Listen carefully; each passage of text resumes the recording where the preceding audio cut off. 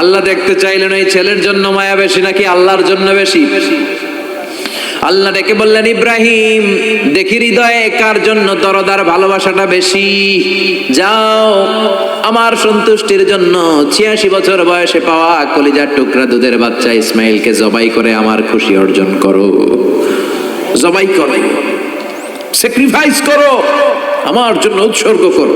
এবার আল্লাহ দেখলেন সাইয়েদনা ইব্রাহিমের হৃদয়ের মধ্যে ইসমাইলের জন্য ভালোবাসা বেশি না কম? কত বেশি জানেন? সাইয়েদনা ইসমাইল যখন দুনিয়াতে এসেছে তখন সাইয়েদনা ইব্রাহিম আলাইহিস সালামের বয়স ছিল ৮৬। কত? আপনাকে বাগেরহাটে ৮৬ বছর বয়সে কারো বাচ্চা কাচ্চা হয়? হ্যাঁ, আছে এরকম পালোয়ান?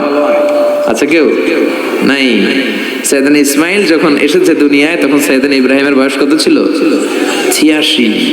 তার মানে ৮৬টা বছর আল্লাহর কাছে কাঁদছে আর দোয়া করছে, আল্লাহ একটা সন্তান দাও দাও দাও, দেয় নাই। ৮৬ বছর বয়সে যে সন্তানটা দিল ওই সন্তানের প্রতি মায়া, দরদ, মোহব্বত, ভালোবাসা বেশি না কম?